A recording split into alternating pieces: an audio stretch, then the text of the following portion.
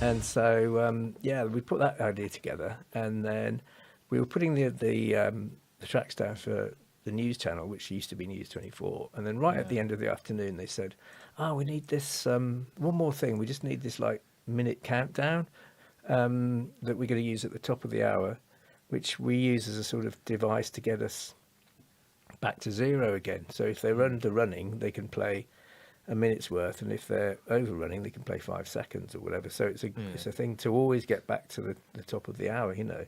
So they got some graphics to go with it, and they said it's just going to be like a clock counting down to zero. Can you do a piece of music that's a build up, you know, to getting to zero that we can fade in at any time? So I thought, oh, okay, all right. And then I thought, okay, go, you go off and have a cup of tea, and I'll see what I can come up with.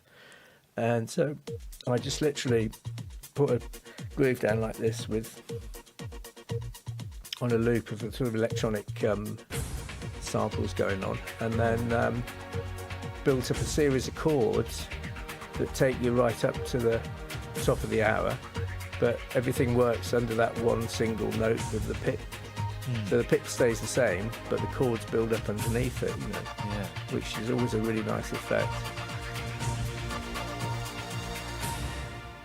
And so that was the sort of countdown. And it started, you know, it wasn't really a big thing when I did it. It was just another part of the package. But now, of course, that's become the sort of iconic part of the whole thing, which is I've done lots of different versions over time, and each one's have got a bit more sophisticated, and started adding more sort of melody to it.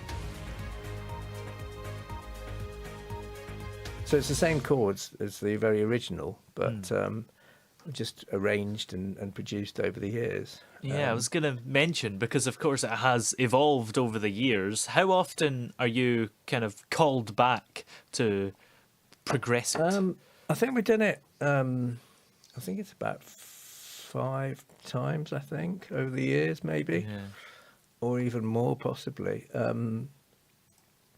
The last one was in 2013, which was, so that's probably the longest that this one's been on without changing it. But and I did separate versions for like BBC World News and the UK News. There were slightly different ones. So it evolved pretty much the first 10 years.